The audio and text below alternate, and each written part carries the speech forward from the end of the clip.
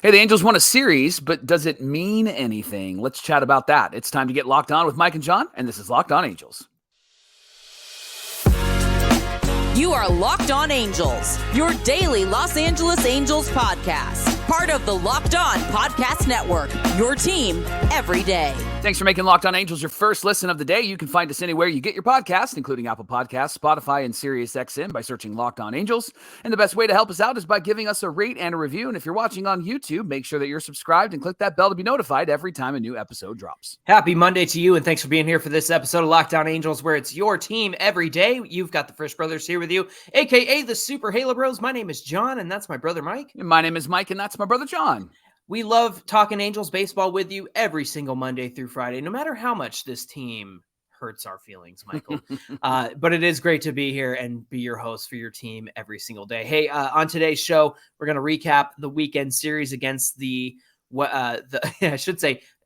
East Coast Angels versus the West Coast Mets, because that's what it was this weekend, right, Mike? Yep. But first, we did get some news over the weekend, kind of following up on all of the stuff that happened with Shohei Ohtani. So, Mike, why don't you start us out with that Shohei Ohtani update? Well, Locked On Everydayers and Angel fans are not going to be surprised that Shohei's going to keep on hitting because that's just what he does, right? He's Shohei Ohtani. He's the unicorn. And he said he's going to keep on hitting until he tells us that he's not, according to Perry Minasian.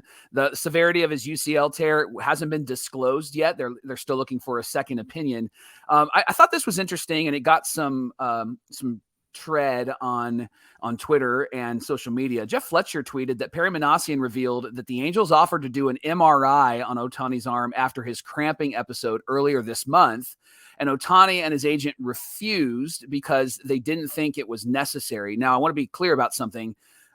Jeff Fletcher said refused was his word, and it might be a little bit too strong. Perry said they turned it down, and he understands why. It was a cramp in his finger, and they didn't believe it was warranted. The imaging was warranted, and there's many times that they would ask players to get an MRI, and the player would say no. And he said in this instance, Ohtani said, no, I'm playing. And the thing I didn't realize, Jon, was that players and agents have to agree to any sort of imaging. And so that was an interesting little nugget from this weekend, because the Angels have been trashed essentially in the media because they didn't take care of Shohei Ohtani and allowed him to get hurt. And so I think a part of this is Perry Minasian just giving clarity to, no, we weren't careless. We actually took some steps. And I don't think, Jon, that this is Perry Minasian trying to throw Shohei under the bus. Now, I don't have any details on what conversations took place behind the scenes, but I just don't think that they're going to try to make him look bad without actually getting his approval. Like, hey, could we release this statement talking to his agent, doing some of that stuff? This information doesn't come out unless Nez Balelo and Shohei approve that. So I think everybody was in agreement here. I have to say, I love the nuance of like, oh, I guess refused was too strong of a word. He turned it down because, can you just imagine Ohtani? No, absolutely not. Right. No, I'm not doing that. Yeah, right. Yeah, I think, and I like the clarity that Jeff brought, because I think that he's even realized like everybody's going to read into the specific words that he uses and thinking like, oh, there's something there. And again, it goes back to the Ohtani versus the Angels. Everybody wants, outside of the Angel fandom, everybody wants Ohtani to be upset with the Angels. Like, he's so sick of them and he's so tired of them. And I think it's just a lot of people who haven't watched the Angels who have said, well, we're seeing that they're not making the playoffs, so why wouldn't he be sick of them and tired of them? But I just think Ohtani is just wired differently. He's a different kind of human. He's a different kind of ball player. The fact that he's even playing, Jon, and had a really great weekend is just an indication of how great he is. But here's what's interesting is there was like this appalled kind of feeling from baseball fans, like, I can't believe that he's even going to, I can't believe that he's going to do that, which is another indication of how they haven't followed Ohtani's career, because he did this already. He did this in 2018 and in 2019. And it's an example of the fact that these are just fans of the highlight reel of Shohei Ohtani and not necessarily the player that is Shohei Ohtani. Even better, Mike, were that people going, I guess Ohtani's going to have to swing with that torn UCL. Bryce Harper was able to do it last year. And it's like, why are you comparing him to Bryce Harper when he already went through this 5 years ago? Right. I just think that it's another example of the fans have no idea about Shohei. You made a very important distinction. and that is this. People who have, first of all, tried to create a narrative of Ohtani versus the Angels are not the ones watching the Angels every single day like you and I are, and our long-suffering Locked On Everydayers are. And they also are a fan of highlight reel Ohtani. Yeah. They're not there for the highs and the lows. They're only there for the highs. And most of the highs they see are on Twitter that people reshare. And that's fine. That's great. You can admire from afar, but Absolutely. you can't have the full picture and you can't have the full story unless you're in it every single day, like Ohtani is, like Perry Minasian is, like Phil Nevin is, like you and I are, and a lot of the people who watch and listen to the show are. We're in it every single day. Well, it makes sense if those tungsten arm O'Doyle tweets are always out there, right? And so people who are not fans are hearing this, seeing that, and then going, "Oh, the Angels lost again," but Shohei had 17 home runs in this game, or he struck out 49, right? Like, and again, I get it, and I get the Angels deserve a lot of those tweets and that treatment, but if you're only seeing that, then you're not actually watching the player every day. And it would make sense. Nobody's actually trying to log in to Bally Sports West, right? Like nobody's trying to that's another thing is like, you got to be able to have a VPN and MLB subscription to watch these teams and whatnot, or pay thousands of dollars for cable where you're only trying to watch baseball games. And that's the benefit of our Locked On Everydayer Torrid in New York, who he said he was going to the Mets game on Sunday, only one that they lost. I'm so sorry, buddy. Sorry, and then also our favorite Marlins fan who actually watches Locked On Angels and the Angels in Florida. I'm sure that they can watch every day, but quite honestly, not everybody's tuning in every day unless the Angels are on like Peacock, unless you're or a on psycho ESPN. like we are. Right. But the Angels don't make too many big market games. They're not on ESPN all the time, or they're not on Peacock or those other networks. The reality is too, is when they're on those networks, they don't look good. They haven't won on some of those big games. They're going to, like this weekend, they take 2 out of 3, but it was the Peacock game that they lost, Of course. So, national TV every time. Ohtani had himself a great weekend, by the way. I know he didn't do so well on Sunday, but man, like his Friday and Saturday were amazing. And before we wrap up this segment and move on to the next one, I just want to say and tell everyone that I was able to connect with Ben Verlander after Friday's episode. He reached out to us. He said, "Hey fellas, I think you have a great show. I totally understand where you're coming from. I hear you. Keep up the great work." And so I reached out to Ben. I said, "Hey Ben, it's John. Just want you to know that while I think Mike did a good job of keeping everything above board in terms of responding to what you said, I had too many arrows for you. I came hard." I said, my emotions were heightened because of what happened with Shohei and what people were saying. I said, your emotions were heightened because you were upset that your favorite player got hurt. And I get it. And I think that he said some things that he kind of, which I appreciated. He had an emergency podcast this weekend. He kind of clarified. He said, "Hey, I got some information from the Angels that the UCL tear is not as bad as it was. He was feeling great. He was healthy before all this went down." And then he did echo a lot of what we learned over the weekend about the MRI and all of that stuff. So I appreciate that Ben put that out there. I also appreciate that he connected with us, and I got the opportunity to apologize for my arrows that I fired, but he also he was very gracious and said, "Hey, I get it. Like all of us had these heightened emotions because we're all upset our favorite player got hurt, and I get it." So you did a good job, Mike. I didn't do a good job last week. Well, what I appreciated about what he said was that he appreciated our very honest response, and that there wasn't, I know you said, arrows, but there wasn't like, character shots and things like that. And I know that whenever you make a statement, especially about like the Angels and the way that he made that statement, I get that emotions are heightened, and so people are going to respond in emotions. But he said it's hard sometimes to actually have a really intelligent conversation without people calling names and things like that. And so you and I try to commit to that. And sometimes bozo comes out of our mouth, or sometimes nerd comes out of our mouth, right? Like, and so that was an accident, by the way. I didn't mean to say it that way. I get that. I just think, and obviously we don't. I was trying to say Ben Verlander, and I went Ben Verlander, and then I laughed because I was like, Verlander? Did I just say that? you have the English degree. That's the funny part about this. Hey, I never said I could talk. I could write, but Johnny keeps us on track and helps me to pronounce words on this episode, or on the show. But yeah, I appreciated that he reached out and appreciate that he was honest about that, and I appreciate his emergency pod. The hard part is that sometimes you're just going to run into the brick wall of emotion when it comes to the fans that you're talking about. We saw that earlier this year with our buddies over at Foul Territory when a comment was made about like getting a shortstop and Zach Neto was up and all the Angels fans were like, whoa, right? Dude. And so it was great to have them on and to bring some clarity and things like that. But that's what I love about what we get to do and why we have Locked On Everydayers is we get to have a constant dialogue of what's actually going on and admitting that and doing that in a really healthy and I think holy way. Sorry, I had to pause and take a drink there.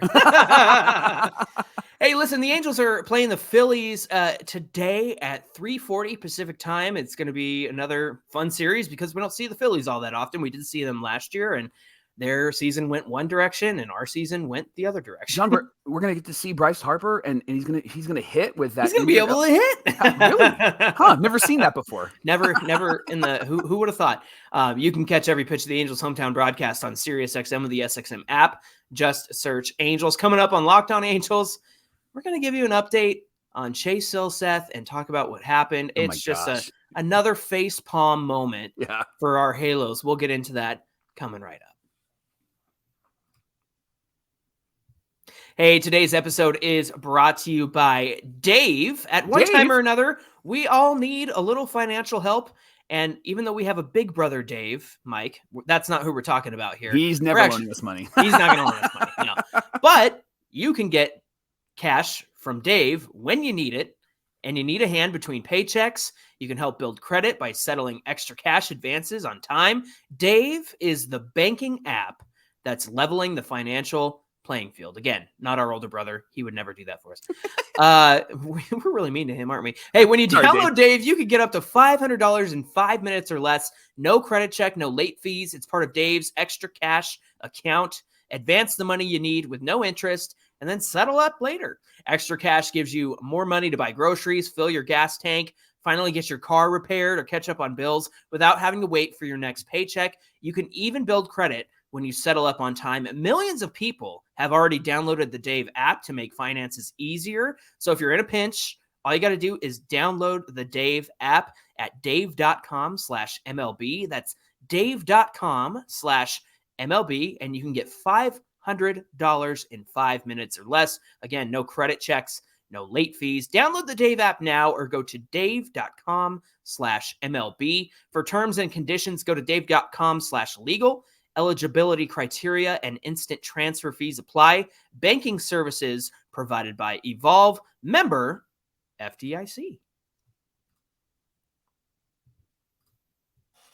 Hey, thanks for making Locked On Angels your first listen of the day. Locked On Everydayers. Hey, join us tomorrow. We're going to recap the game against the Phillies today. And the Angels are playing the Phillies at 3:40, and you can catch every pitch of the Angels' hometown broadcast with SiriusXM on the SXM app. All you got to do is search Angels. And speaking of games, Johnny, let's talk about this weekend, and we'll take you back to Friday. The Angels started a series against the New York Mets, the East Coast Angels, and they got a victory, a 3-1 victory. And let me just walk you through some of the highlights of this game. Nolan Schanuel was in this game. We'll talk about why he missed the next two games. But in the top of the third, Johnny, he gets a hit, and then Ohtani doubles, and the Angels have runners at second and third with no outs. And this typically is a moment where the Angels just cannot come through. But here comes Brandon Drury getting a sac fly. Ohtani tags from second to third. Angels are up 1-0, and then Moose comes up and swings at the first pitch and knocks a single into center field, and suddenly it's 2-0. And I don't know if my eyes were deceiving me, but was I seeing fundamental base running and fundamental baseball, sac fly and moving runners over? John, who is this team? Look, I know we were just teasing our older brother Dave, but his oldest son Tyler, our nephew Mike, he and I were having a conversation over text message a few days ago, and he said something that I said I would share and credit him for on Locked On Angels. He said, the Angels have forgotten how to play boring, fundamental baseball. And I was like, that is the perfect summation of this Angels team. So yeah, what a great way to start Friday night. You know, we often talk about the Angels and scoring, and they're not able to produce a shutout inning. And of course, Sandoval continued that trend as he gave up a home run to Lindor, and that made it 2-1 Angels. However, Patrick Sandoval did pitch pretty well overall. 6 innings pitched, 2 hits, 1 run, 4 walks. Gave him a little bit of trouble there. 7 Ks on 107 pitches. Had some good defense behind him for a change. Shanuel had a great diving stop at first that stole a hit. Bottom of the 7th inning after a single and an error on a sac bunt. Matt Moore got the strikeout and a pop-up, and then on that flyout, Randall Grichuk had an awesome play to get Danny Mendick at home, and that was awesome to watch him throw that from left field. They got an add-on run in the top of the 9th after 2 walks and a pass ball. Nolan Shanuel came through with that add-on run, man, and I love watching that kid hit because he's finding a way to get on base, but he's also attacking the zone at the right time. Remember, he's got an incredible contact rate within the strike zone. That night, he extended his hitting streak to 7 games at the time. And then, get this, Carlos Estevez closed it out in the bottom of the 9th, his 27th save. In fact, he was able to do that again on Saturday. But before we get to the 9th inning, Mike, why don't you talk about Saturday? Yeah, Saturday, the Angels won 5-3. Shanuel was out of this game. He was scratched because they said he was sick, maybe some food poisoning. The frustrating part, Johnny, is everybody on Twitter and Angel fans especially were like, are you sure about that? Like, because Nevin said it was food poisoning. That's why. Right. And he missed Saturday's game, and then he also missed Sunday's game, and maybe they're just giving him an extra day off. But the joke was, yeah, right. Then we're going to see Shanuel on the 10-day IL because of such and such and such, right? Like, so it's unfortunate that this is kind of where the Angels are at because their communication has been really terrible, or their diagnosis has been really terrible. But for the team, they actually got the scoring started off early in the 1st inning. Ohtani had a double, and then Drury had an RBI single. It was the 7th straight game for Brandon Drury, by the way, getting an RBI. Then, Johnny, top of the 2nd inning, Moniak hits his 13th home run, gets his 40th RBI. It was 2-0. Then after a Trey Cabbage double, Rengifo singled him home with 2 outs. And then Ohtani then triples and Rengifo scores. At that time, it was 4-0. And then Drury gets a hit, an RBI double, and Ohtani scores 5-0. And I know that we've talked ad nauseum about Angels and runners in scoring position, but what I've noticed lately is that it seems like the Angels have been able to come through with 2 outs. Have you noticed that? Yeah, I see what you're saying now that I think about it. But I mean, it's just a matter of piling on when it matters, when it counts. And I mean, that knocked out Carlos Carrasco at the end of the inning, Mike. And their top 3 were 5 for 6 against him. They weren't missing. They were not missing. Yeah, it's just I hear what you're saying about the 2 outs and runners in scoring position, and obviously you want those to come on with less outs in the inning. However, it just goes to show me that as an inning progresses, like they're still doing their job. Yeah. Glad they figured it out on August 26th. That's fantastic. Too bad they couldn't do that, for the last 3 months. But hey, July 26th or June 26th. Right. When it mattered, when they were still in it. But here's the thing. Here's what I love about Shohei Ohtani, man. Yeah. It's 2 stolen bases in this game, both in the top of the 4th. He's 1 stolen base shy of 20 on the season. When he gets there, he's going to join, just Alex Rodriguez is the only player with multiple 40 home run / 20 stolen base seasons in the 21st century. So It's going to be A-Rod and Shohei Ohtani, and only one of them did it legitimately. Every time that he had a walk or was intentionally walked, the Mets fans were not happy about that. Right. Johnny, and understandably so, right? I mean, you're in competition for anything right now, so why not just see what he can do? And the Mets are probably like, we're not going to see this guy ever, so let's see what he can do. There was a moment in the bottom of the 4th that we need to talk about. So the Mets botch a double steal, and Ohapi throws behind the runner at first base instead of throwing to third or throwing to second. And Gooba's on the broadcast, and he's usually pretty positive. Gooby goes, "Oh, what are you doing? What are you doing?" Yeah, his natural baseball instinct came out. So Cabbage, he comes in, he gets the ball, and then he throws it to third base because he's trying to get the runner at third base, and he hits Chase Silseth in the back of the head. And so the ball rolls away. The runner that was going to third comes around and scores. The runner at second goes to third base. Silseth continues to run, and then I think it just kind of hit him. It was like, oh, that really hurt. And he goes down and grabs his head, and he was down for a few minutes. Really scary moment. Good news, Jeff Flesher said that the Angels are going to monitor Chase, but for now, just has a headache, probably a concussion. He did get released from the hospital, did come back to the game on Sunday. Nevin did also say that I think we avoided something serious, but with head injuries, you always want to be more cautious. But wasn't that just like the most Angel moment? Only the Angels, yes. Right. I don't understand. And look, I hope that Chase is fine. I hope he gets better, and we want to see him be a successful part of the pitching staff for years to come. I don't understand why he was trying to cover third. Yeah. That's the one area that I'm a little bit confused about. Right. Also, Ohtani, he talked after the game and he was like, I made the wrong decision. Somebody on Twitter said, oh, Ohtani pushed circle instead of square on this controller, which Logan, we've all been there. Yeah, I've done that a million times. And so, yes, that's so funny. It was just the worst situation, Mike. Yeah. It was just, fortunately they were able to win that game. Well, and Chase was pitching a heck of a game up to that point, too. Like, he was struggling a bit in that inning, but that guy has been somebody that we've been really, really excited about. Before we, Estevez got his 28th save in this one, but there was a moment where Soriano let an off-speed pitch come up and hit Pete Alonso. And as Alonso moved, it hit him in the back of the skull, kind of where the base of your skull meets your neck. And Pete Alonso was upset, and Ohtani tried to talk him down. And I think the general consensus, Mike, is that, like, hey, look, it was an off-speed pitch. It got away. That's why it hit you. But I did see okay, first of all, let me say this. Pete Alonso has not done himself any favors this season with his attitude and the things he said, decisions, throwing what's his name's first hit into the stands when there's only 2 outs. Like, what are you doing? Right. And then he apologized, and so just he's been a bozo this season. There you go, bozo. However, I understand the frustration because it's a lot of the same reason why we were upset when Trout got thrown at his head. It wasn't intentional and it wasn't on purpose.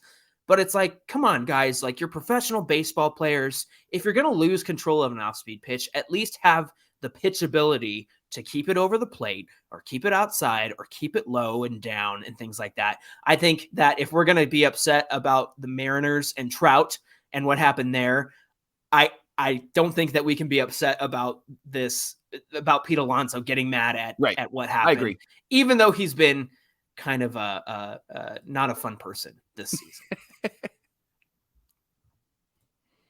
Hey, today's episode is brought to you by Sleeper. On Sleeper, you can swing for the fences with up to 100 times your money. I almost said 10, but that's incorrect. 100 times your money. Can you believe it?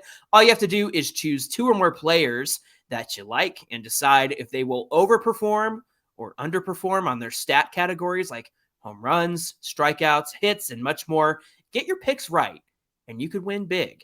Sleeper works quickly, too. Entries can be made in 30 seconds or less, and there are safe and fast withdrawals on all payouts. Download the Sleeper app today, and when you do, use the code LOCKEDON at sign-up, and you'll get up to a $100 match on your first deposit. So you put in $100, they'll match it up to $100. Again, use that promo code LOCKEDON when you sign up. Check out Sleeper today. Let's finish our recap of the weekend, Johnny. Let's go to Sunday, yesterday's game. The Angels did lose 3-2, and Griffin Canning was really good in this game. 7 innings, 9 Ks. Matt Moore was not very good in this game. He actually got a blown save because he gave up a run in the bottom of the 8th inning. And then Reynaldo Lopez came into this game because Carlos Estevez has been in the last 2 games, got 2 saves. And he was going to try to get at least the Angels to the next inning, but unfortunately couldn't do that. He allowed 4 straight people to reach in the 9th, and the Mets got a walk-off win. And it was one of those games where if it was a regular time in the season and we were kind of still in competition, I think it would have been frustrated because it's another one of those games where the Angels should have won, could have won, but didn't win. But I think that we're in that mode right now at the end of the year where we're like, is that kind of a big deal? I mean, hey, we won a series for the first time in like years, it felt like, right? Since the Giants series. Yeah, Exactly. Since the Giants series at home. And so I guess, like, we could be frustrated with it. I love that Rengifo is still hitting and hitting well. It seems like he heats up at the end of the year. And so I think there's something to that. I think at bats really help him. But Johnny, tell me, like, does this series matter? What am I hopeful for? Is there anything to be hopeful for? Or is it just kind of like his reality really set in for us? I know a lot of people are like, you guys just need to admit it. I get it. I understand that. I would love to see Angels in the playoffs. I just don't think that their pathway there is going to be easy. So winning a series is great, but is that all we can celebrate? I mean, really, that's what it comes down to is like, hey, they didn't lose like horribly in this game. I mean, it was a bummer of a situation. Matt Moore is usually pretty solid. Yeah, he's really good. There was kind of a question on why they continued to pitch to Pete Alonso when first base was open. I kind of feel like that's a matter of, hindsight. Again, Monday morning quarterbacking. Yeah. It made sense, afterward to say, well, you shouldn't have pitched to Pete Alonso. But at that, I mean, what did he go, like 0 for 4 on Saturday night? I mean, he wasn't having a good weekend. And I think Matt Moore is a guy you want to pitch to, a tough guy like that. Yeah. But again, hindsight is 2020. Mike, when it comes to the series, it is great to win 2 out of 3. But it doesn't matter anymore. Yeah. And it just kind of reinforces the fact that the Angels are competitive with other non-competitive teams. Yep. The Mets are certainly non-competitive. I know that like Lindor has been having a great stretch lately, but it's more of the same. The Angels, they can beat 500 or below teams. And when it comes to rising to the occasion, they've proven all season long that they are who they are. I think we had a video thumbnail on YouTube that said the Angels are who they are. Yep. And that's kind of been the case all season long. This is a team certainly more capable of playing better baseball. And like we said, on paper, they're a great team. And this is, maybe let's set this up for a discussion later on this week. But Mike, I have a feeling that the atmosphere in the locker room is a complete disaster. I know that we have our injuries. I know that we've had our adversities. I understand all of that. But I just have a feeling when you have guys coming from other teams who are doing well, coming into your system, and there was a comment from Sam Blum on his podcast where he said something along the lines of, I don't even want to repeat what Anthony Rendon was saying to us in front of his locker room. Yeah. And there's been stories about Hunter Renfroe, and we haven't heard anything about his time on the team being bad, but you never know. So I feel like there's something going on. And I understand there's a litany of things wrong with this team at the end of the day. Right. But I look at this team on the field, I'm like, you're talented, but what the heck is going on in your brain? Yeah. And what's going on in that locker room? And is there some sort of divide? Because I don't see it. So again, this series reinforced that the Angels have been able to beat teams like this all season long. They've gotten, hot at certain times and took 3 out of 4 from Texas. And then they took 1 out of 3 from Texas, a couple of weeks ago. So again, it just kind of reinforces that this team is who it is. Also, I think there's something weird going on in that locker room. Hey, thanks for making Locked On Angels your first listen of the day. They do play the Phillies today at 3:40 Pacific time, and you can catch every pitch of the Angels' hometown broadcast with SiriusXM on the SXM app. Just search Angels. Hey, friends, give us a follow on Twitter at Locked On Angels and at Super Halo Bros on Twitter and Instagram. If you're watching on YouTube and you're not subscribed, hit that subscribe button. It really helps us out. Give us a like, a thumbs up on the video. That helps us out a lot as well. And comment below. We'd love to hear from you. Mike, what do we have on deck for tomorrow's show? Well, one of your favorite Angels, C.J. Wilson, who you've defended, was a good signing. I will defend him until the end of time. He actually did some tweeting last week and said some really interesting things about the Angels from 10 years ago. So we're going to share it, and then we're going to share, if it even matters. So let's talk about that tomorrow on Locked On Angels. All right. Looking forward to that conversation. Maybe that kind of fits what I was just talking about. I was just going to say, we might have 2 segments for tomorrow. So let's go, friends. Let's go. All right, friends. Thanks for being here, and we'll see you again tomorrow. Until then, my name is John, and that's my brother Mike. And my name is Mike, and that's my brother John. Thanks for being here with us, and we'll see you back here on Tuesday. You bozo. No names. No names sorry. calling. Nerd.